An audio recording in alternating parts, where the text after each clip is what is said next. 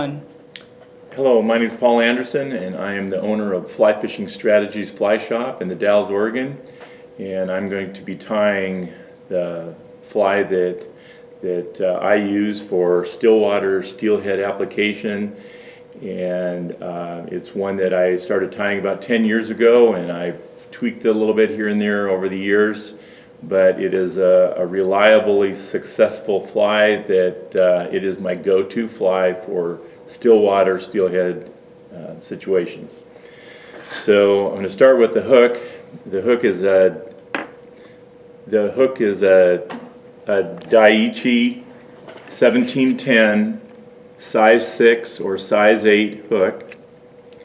It's a 2x long, 2x heavy hook, and the reason for that is when you're using a smaller hook like this for steelhead, you need the strength because I have hooked numerous snook up to 40 pounds on this fly, and you need a hook that's going to hold, and this is a great hook for that. I've got a brass bead, and I'll use either the color gold or copper for the bead. It's a 1/8 inch brass bead, and the thread, my thread of choice is the Uni 6/0, and I like it in any kind of olive. So the first thing I'm going to do to start this fly out is I'm going to put a bump of thread right behind the bead in it. I like to do this because when everything gets wet, beads can, as you're casting, beads can move around, and if you don't have it anchored really well, it can move your material on the hook as well. So I put just enough of a thread bump that it forces the bead up against the eye of the hook and locks it into place. I'm not going to put any super glue on it or anything. I'm just going to build a ramp, so to speak, of thread, and then I always wiggle it with my finger to make sure that it's locked in good. Then I'm going to bring my thread back to the beginning of the bend, right to there. And the tail material, there's two materials going into the tail, and the first one is, this is a dun colored spay plume. It's not available very easily anymore, so you can use dun colored marabou or any kind of material that's going to have just a little bit of movement. I put such a short tail on this fly that it's not a real big factor. So I'm gonna isolate a clump of this tail material, and I just kind of get it in my fingers and get it down to about like that. The entire length of the tail on this fly is pretty much about maybe 1/3 of an inch at the most. So I'll pinch it right where I want it, set it right up on top of the hook, go around a couple times and pull down to lock it, and then I kind of just check my tail length, and I like it, so I'll put a couple security wraps, and then I'm going to clip the excess, but I want to clip it so that it's about the length of the hook shank, because I'm going to use it to build up my underbody and just wrap it down. It's all going to be covered up with other stuff, so I'm just going to wrap it down. And so that is all I want for a tail. Then I'm going to add 2 strands of pearlescent crystal flash, and I want it the same length as the tail, so I'm going to put it in. I'm going to lay it along the side of the body on my side of it, because I want 1 strand on my side, and I'm going to pull this around to the other side of the hook, and I'm going to wrap over it and hold it so that when I tie it down, it's on the other side as well. I only want 2 strands, the length of the tail, and when I'm retrieving this fly, it's amazing how much the little bit of crystal flash in that tail, it just lights up like little lights because of the kink of the material. It doesn't matter which way the fly is in the water, it looks like a little string of lights on each side of the tail. So I like the attractiveness of it, and it's just one of the things I've added over the years that I think makes a difference. So the next thing I'm going to tie in is the copper wire, and the copper wire provides a little bit of bling, but more than anything, it is the strength of the fly that holds it all together, because steelhead have teeth, Chinook salmon have teeth, and they will destroy the hackle of a fly and just strip it off. So the wire makes it so that if the teeth of the fly breaks the stem of the hackle, it won't come untied. So this is brassie size uni wire in copper. So I'll put that on, securing it good. And then the next thing I'm going to put in is the hackle, and the hackle is black. And I like saddle hackle because it's got nice uniform lengths of the fibers on there. This one happens to be one I got from Hairline, and it's just got some great hackle feathers on there. Some of the feathers are long enough that I can get as many as 3 flies out of one hackle. So I don't have to use hackle pliers, and it makes it extremely easy to tie. So to prepare this feather, if you let me get it where it's over here, you can see it. Feathers have a bright side and they have a dull side.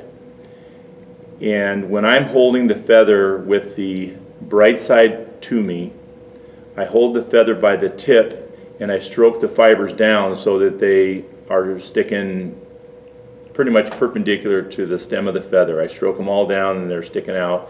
And so I will hold it with the shiny side towards me and remove all the fibers on the left side.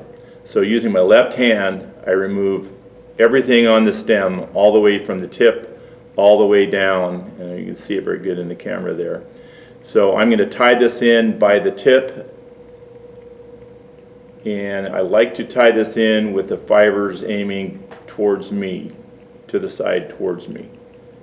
And so I'm going to tie that feather down. Again, it just adds to the underbody so that I don't have to use as much of the dubbing. So the last thing that I'm going to add on before I start tying the fly is the material. The material for the body is Hare-Tron dark olive. It's got a little bit of antron in with the rabbit hair. I like rabbit because it absorbs water and sinks really well. There's a little bit of antron for additional flash, but I'm going to dub this in, twisting it on the thread.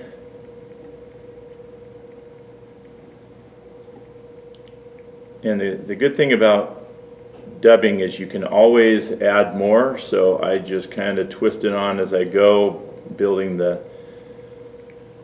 taper of the body, kind of how I want it to look.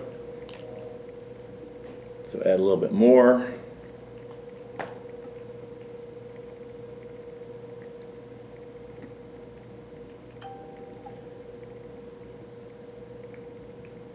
Winding it on.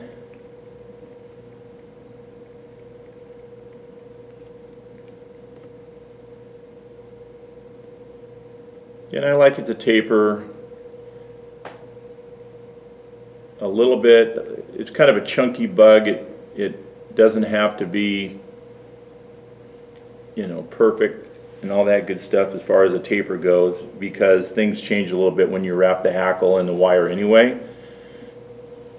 So I just want to fill it out all the way to the bead and get right up against her. I'm going to add a little bit more. And when I designed this fly, I wanted a fly that would not sink real fast, so there's no additional weight that I ever put on this any more than that brass bead.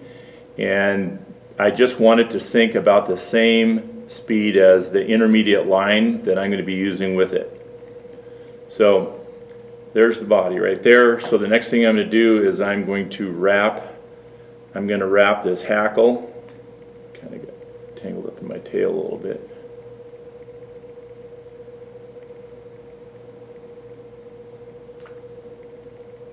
Okay, and I'm going to just wrap it like I was making a woolly bugger.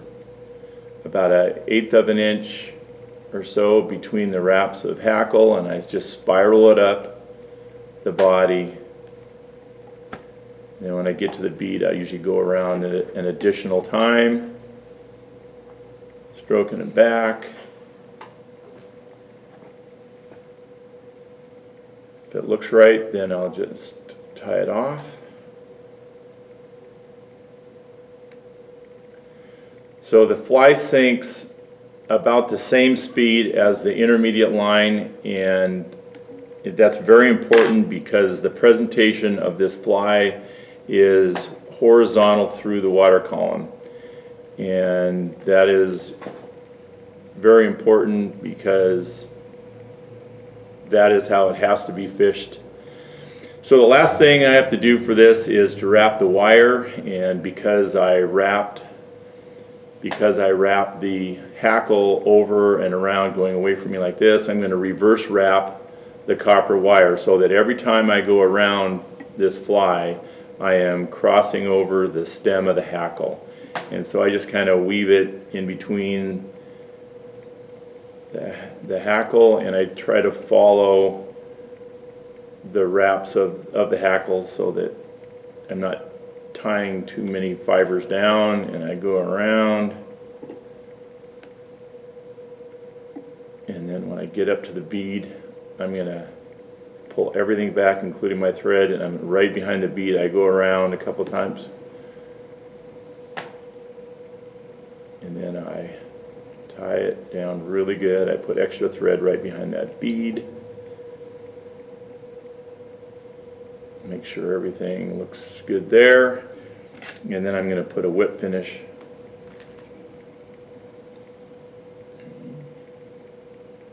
about that right behind the bead, and finish it off with some head cement, because again I want it to be a durable fly, and so I'm just going to put some head cement and lock it in.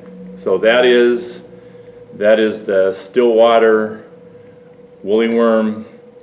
So there you have it.